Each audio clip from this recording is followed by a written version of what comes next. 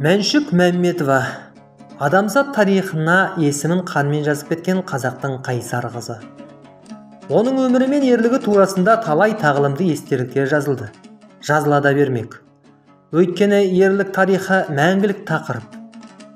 Мәншүк миллиондаған адамдардың бейбіт тірлігі жолында өз өмірін құрбан еткендердің бірі. Ол Кеңес одағының батыры атағын алған алғашқы қазақ қыз. Мәншүктің балалық шағы тіпті соғысқа дейінгі өмірде қиыншылыққа толы болған екен.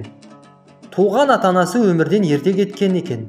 Олардың көзі тірісі кезінде әкесінің інісі Мәншүкті бауырына басып өз атына жазып алған. Солардың қолында қалада өмір сүрген Мәншүк оқып білім алады.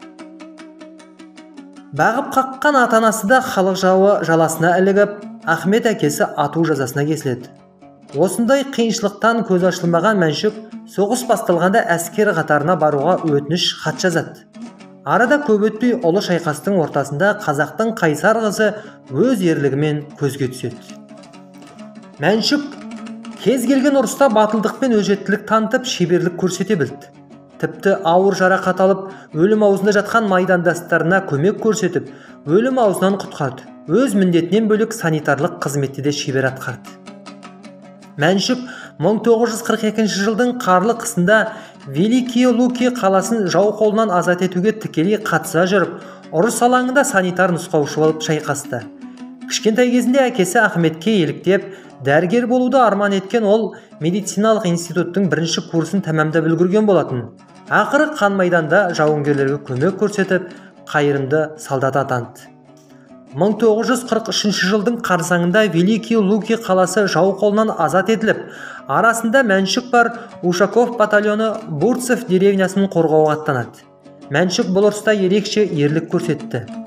Бурцев деревнясы 4 рет қолдан қолға өтіп, шайқас одан сайын қыза түсті. Сонда жаралы жауынгерлерді жау оғынан қорғап тасып жүрген қазақ қызы сол күні фашистерге пулеметпен оқ жаудырады. Ол көз алдында қаза болған пулеметшінің Максим пулеметін алып қатарласып келе жатқан фашистерді дәл көздеп ата бастайды. Мәншүк көптеген жаралы жауынгерлерді қорғап, медициналық көмек көрсетумен қатар жанындағы пулеметке жабыса кететін. Ол осындай өжеттілігімен бүкіл бір ротаны жаудан құтқарып қалды. Ал бірнеше солдатынан айырылған неміс әскері шегінуге мәжбүр болады. Ақыры өжет қыздың бұл ерлігі оны пулеметші болам деген арманына жеткізді. 1943 жылы командир Мәншүктің өтінішін орындап, алдыңғы шепке алады. Сөйтіп Мәншүк пулеметшілер қатарына алынады. Тіпті бөлім командиріне дейін көтеріліп, сержант атағын алады. 1943 жылдың қазанында Мәншүктің батальоны Изотча станциясын жау қолынан босатуға қатысады. Бұл қатал ұрыста адам шығыны көп болып, Кеңес әскері артқа шегінуге мәжбүр болған. Бірақ кері шегініп бара жатқан жауынгерлер ұрыс алаңында жалғыз өзі қайтыс болған солдаттардың пулеметін түзеп жүрген қазақ қызын көреді.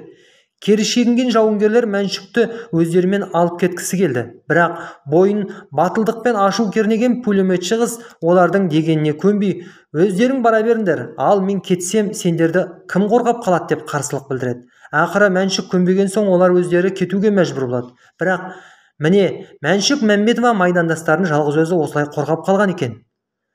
Қайтпас қайсар қазақтың Мәншүгі өзінің Максим пулеметімен жүздеген немісті жалғыз өзі қырады. Немістер мерген қыздың қаһарлы пулеметінің көзін құртуға барын салады. Бірақ жалғыз өзі қасық қаны қалғанша жаумен шайқасып, өшпес ерлік көрсеткен батыр қыз сол күні 1943 жылдың 15 қазанында ұрыс даласында ерлікпен қаза тапты. Батыр қыздың қаралы қазасы бүкіл дүниені дүр сілкіндірді. Түн жарымында Мәншүк қаза болды деген хабарды естіген жауынгерлердің қабырғасы қайысты. Әйгілі пулеметші қыздың өшпес ерлігі жайлы аңыздар майданда желді есіп, барлық тілде Мәншүк туралы радио хабарлар беріліп, газеттер шыға бастады.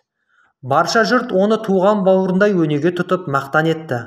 Ал даңқты батыр қаза тапқаннан кейін 6 ай өткеннен соң оған Кеңес одағының батыры атағы берілді. 100-ші бригаданың командалық құрамында командир болған Мәлік Ғабдуллин Батыр Мәншүктің майдандағы өшпес ерлігін дәлелдейтін құжаттарды қайта рәсімдеуге қол жеткізіп, КСРО-ның жоғарғы кеңес президиумының бұйрығымен 1944 жылы 1 наурызда Мәншүк Мәмбетова кеңес одағының батыры атағын алады.